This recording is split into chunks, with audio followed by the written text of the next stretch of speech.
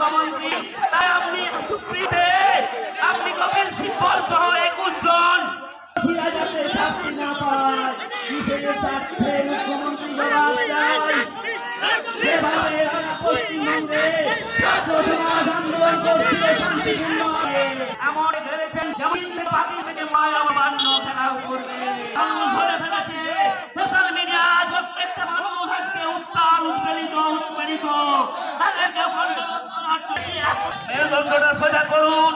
মানবিকতা বা গায়ে মানুষের চামড়া আছে তো সেই জায়গা থেকে আপনারা অনুভব করুন। কিন্তু অন্যায় যখন হচ্ছে মিনিমাম সৌজন্য বোধ